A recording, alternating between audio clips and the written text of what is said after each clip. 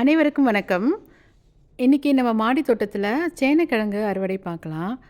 மாடி தோட்டத்தில சில கிழங்கு வகைகள் நம்ம வந்து ஏற்கனவே நட்டு வச்சு அறுவடை பண்ணியிருக்கோம். சின்ன சின்னதா வந்திருக்கும் கிழங்குகள். ஆனா வந்து டேஸ்ட் வந்து ரொம்ப நல்லாயிருக்கும். அப்படி தான் இதுவும்.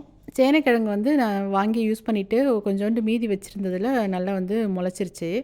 சரி இது நல்லா இருக்குது அப்படின்னு சொல்லிட்டு நட்டு வச்சு பார்க்கலாம் அப்படின்னு சொல்லிட்டு மாடி தோட்டத்தில ஒரு பெரிய டப்பில சாதாரண மண்கலவை தான், ஸ்பெஷலா எதுவும் செய்யல. அதில நட்டு வச்சிருந்தேன். செடி வந்து நல்லா வளர்ந்துருந்துச்சிங்க. நல்லா தண்டு மாரி வந்துட்டு, நல்லா இலைகள் பெருசு பெருசா வந்துருந்துச்சு. அது பக்கத்தில சின்ன சின்ன கிளைகள் வந்து திருப்பியும் சின்ன சின்ன கன்னுகள்லாம் வளர்ந்துருந்தது. ஆனா வந்து தொட்டியில இது எப்படி வளரும் அப்படின்றது தெரியாது. அதனால இருந்தாலும் உரங்கள்லாம் குடுத்து வளர்த்துட்ருந்தோம். இப்படி தாங்க இருந்தது. அதுக்கப்புறம் இது கொஞ்சம் நல்லா செடி பெருசாயிடுச்சு. சரி இந்த மண்ணுல வந்து நெறைய களைகள்லாம் வளரும். அதெல்லாம் புடுங்கி விட்டுட்டு, அப்பப்ப அரிசி கழுவுற தண்ணி, காய்கறி கழுவுற தண்ணி இதெல்லாம் மட்டும் எல்லா செடிக்கும் குடுக்குற மாரி தான் குடுத்தோம். ஸ்பெஷலா எதுவும் தரல.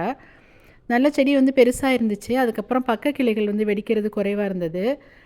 நம்ம வந்து இது வந்து ஒரு 4 மாசம் முடிஞ்சதுக்கப்புறம் கொஞ்சம் இலைகள்லாம் பழுக்க தொடங்குச்சு. பழுத்துருச்சு அப்படின்னாவே வந்து உள்ள கிழங்கு வந்து அறுவடைக்கு தயாராகிடுச்சு அப்படின்னு அர்த்தம்னு சொன்னாங்க. சரி நம்ம வந்து அத கட் பண்ணி எடுத்துடலாம். ஆனா பெருசா ஒண்ணும் இருக்காது அப்படின்னு சொல்லிட்டு நான் வீடியோ எடுக்காமலே செடிய கட் பண்ணிட்டேன். கட் பண்ணிவிட்டு கிழங்கு எவ்வளோ இருக்குது அப்படின்னு பார்க்கலான்னு தோண்டி பார்க்கும்போது தான் தெரிஞ்சது, உள்ள கிழங்கு பெருசா இருக்க மாரி இருந்துச்சு. சரி அப்போ நம்ம வீடியோ எடுத்துடலாம் அப்படின்னு சொல்லிட்டு இந்த வீடியோ எடுத்தேங்க. இங்கே பாருங்கள், இந்த செடி இதை விட கொஞ்சம் வந்து காஞ்ச மாதிரி இருந்தது. இது கொஞ்சம் முன்னாடி எடுத்தது. சரின்னு மேலே இருக்கிற செடிகள் எல்லாத்தையுமே வந்து கட் பண்ணிவிட்டு உள்ளே வந்து கிழங்கு எடுக்கலாம்னு பார்த்தா ரொம்ப வந்து அப்படியே மண்ணோட பிடிச்சிக்கிட்டு இருந்துச்சு. ரொம்ப ஹார்டாக இருந்ததுனால தண்ணி கொஞ்சம் ஊற்றி கொஞ்சம் நேரம் ஊற வச்சு அதுக்கப்புறமா வந்து கிழங்குகளை எடுக்க ஆரம்பித்தேன். இந்த டப்பு வந்து நான் ஏற்கனவே வீட்ல யூஸ் பண்ணி பழசானது தான். கிட்டத்தட்ட ஒரு 2 வருஷமா இது மொட்டை மாடியிலே இருக்குது. இந்த டப்பு கொஞ்சம் நல்லா இருந்தது. சரி அப்படியே டப்ப வீணடிக்காம, நம்ம கிழங்க மட்டும் தோண்டி எடுத்துடலாம் அப்படின்னு சொல்லிட்டு ட்ரை பண்ணேன். ஆனா வந்து ஒரு சோகம் என்னன்னா, டப்பு உடஞ்சு போச்சுங்க. ஏன்னா அது வந்து வெயில்ல இருந்து நல்லா வந்து ரொம்ப இதா இருந்திருக்கும் போல இருக்கு. நான் தோண்டி எடுக்கும்போது டப்பு உடஞ்சிருச்சு. இப்போ பாருங்க, கிழங்குகள் அங்கங்க நெறைய தெரிஞ்சது. ஆனா எடுக்கிறது வந்து ரொம்ப கஷ்டமா இருந்துச்சு. நமக்கு வந்து க்ரோ பேக் அப்படின்னா நம்ம வந்து மண்ணை சாய்ச்சி விட்டு ரொம்ப ஈஸியா எடுத்துடலாம். இந்த மாதிரி வந்து டப்பில் வச்சோம் அப்படின்னா, இந்த கிழங்குகள வந்து நம்ம எடுக்கிறது தான் ரொம்ப கஷ்டம். இந்த மஞ்சள் கிழங்குகள்லாம் அப்படி தான் இருக்கும். ரொம்ப கஷ்டமா இருக்கும் எடுக்கிறதுக்கு. நல்ல வேர் வந்து எல்லா மண்ணையும் சேர்த்து புடிச்சிக்கிட்டு இருக்கும். நம்ம வந்து கொஞ்சம் கொஞ்சமா தான் மண்ணை எடுத்துட்டு தான் அத வந்து தோண்டி எடுக்க முடியும். இல்லைன்னா கிழங்கெல்லாம் வந்து வெட்டி எடுத்தோம்னா ஈஸியா எடுக்கலாம். ஆனா அது வேஸ்ட் ஆயிடும். மாடி தோட்டத்தில நம்ம வந்து தொட்டியில வைக்கும்போது, ஒரு 2 பூ பூத்துச்சுனாவே சந்தோஷமா இருக்கும். அதுவும் நெறைய பூக்கள் பூச்சுன்னா ரொம்ப சந்தோஷமா இருக்கும். ஆனா வந்து காய்கறி எல்லாம் விளையும்போது அதோட சந்தோஷம் வந்து பல மடங்கு அதிகமா இருக்குங்க. இந்த மாதிரி வந்து கிழங்கு வகைகள்லாம் ரொம்ப வந்து இவ்வளோ கொஞ்சம் நல்லா பெருசாலாம் கிடைக்குது அப்படின்னா, நமக்கு வந்து இந்த தோட்டம் போட்டு அறுவடை பண்ணுறவங்களுக்கு அந்த உணர்வு வந்து புரியும்.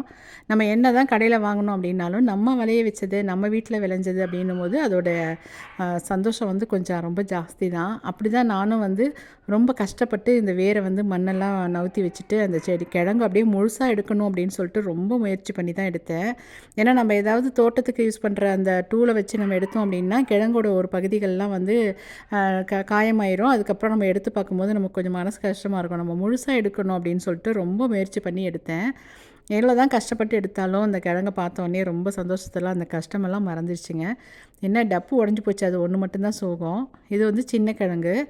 இதிலே குட்டி குட்டியா 2, 3 கிழங்கு கிடச்சிச்சு. அதெல்லாம் ஊனி வச்சோம் அப்படின்னா, திருப்பியும் நமக்கு வந்து இது வந்து கிடைக்குங்க. இது வந்து 3லேருந்து 4 மாசத்துல அறுவடை பண்ணக்கூடிய பயிர் தான் இது. நம்ம வந்து ஆடி மாதத்துக்கு முன்னாடி போட்டேன். இப்போ கரெக்ட்டா 4 மாதம் கம்ப்ளீட் ஆயிருக்குதுங்க. இப்போ கார்த்திகை பிறந்து ஒரு 2வது நாள்லேயே நான் வந்து இந்த கிழங்க வந்து பறிச்சுட்டேன். இன்னும் 1 மாதம் விட்டோம் அப்படின்னாலும் இன்னும் கொஞ்சம் பெருசா தான் ஆகும்னு நெனைக்கிறேன். ஆனா வந்து 4 மாசத்துலயே பறிச்சுட்டேன். இப்போ பாருங்க, இதுதான் கொஞ்சம் பெரிய கிழங்கு.